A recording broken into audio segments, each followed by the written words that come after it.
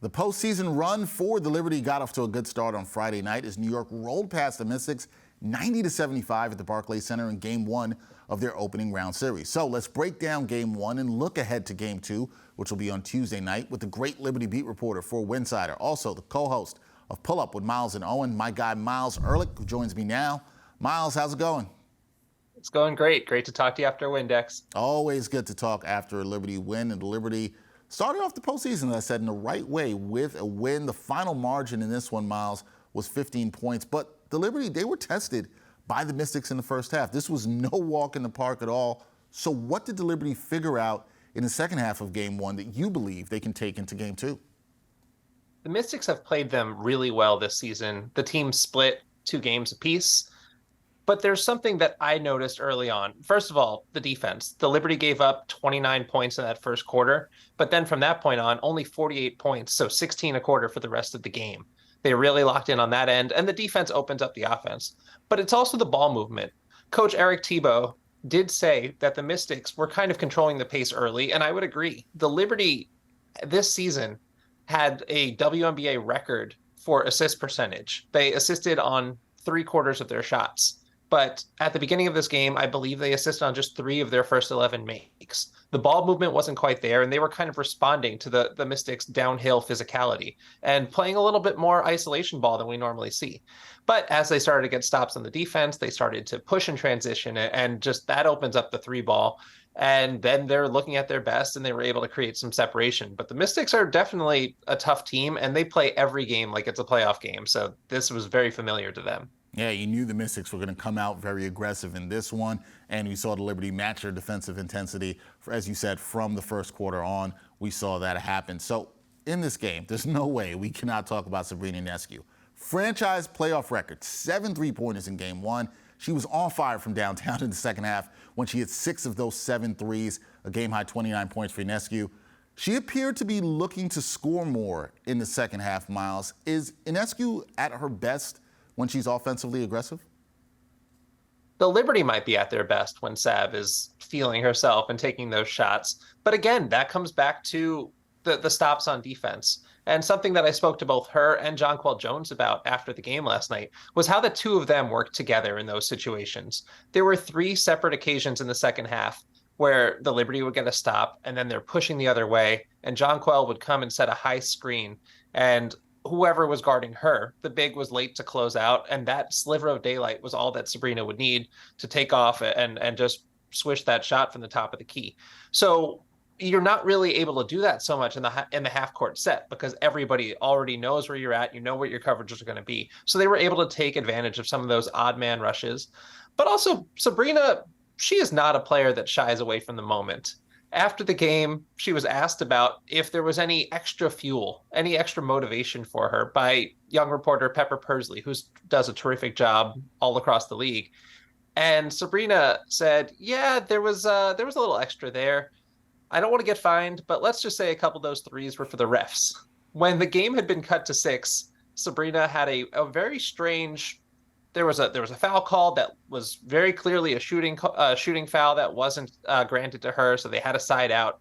2 possessions after that, the next 2 possessions down, she hits those threes to stretch a 6-point lead to a 12-point lead, and the Liberty don't look back from there. So, yeah, I'd say that the Liberty are at their best when Sabrina's knocking those down, but also just when she's absorbing all the energy from the crowd.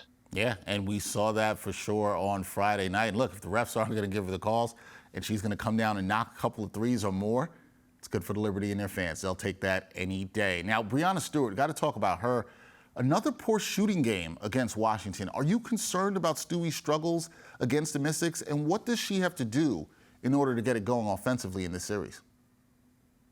So it is wild to think that the Liberty could win a game by 15 points with Breanna Stewart going just 3 for 16. But it's really everything else that she does. It's not like she has a poor shooting game and she just hangs her head and doesn't help out.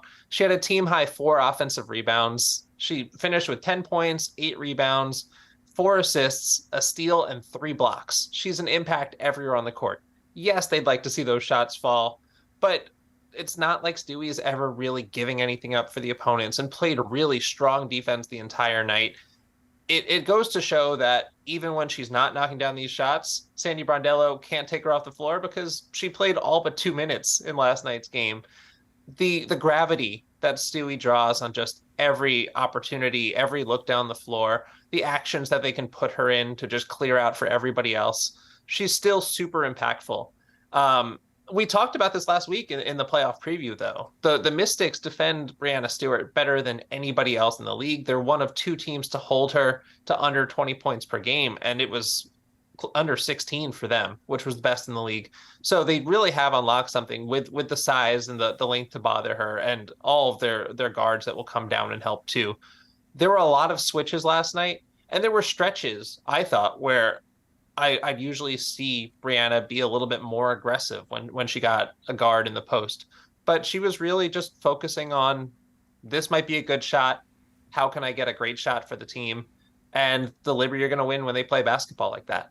Yeah, and she's not forcing it. She's not forcing the action. She's taking shots in the flow of the offense. And that's good. And as you said, Miles, doing other things to help the team win, which is so important here. All right, Miles, game 2. Tuesday night at the Barclays Center. Got to ask you about the keys to this game. What are the keys to the Liberty getting another win and sweeping the Mystics? What has to happen there? Jonquel Jones, she will continue to be a big difference maker. JJ finished last night with 20 points and 12 rebounds, and now the Liberty are 12-0 this season when JJ has a double-double.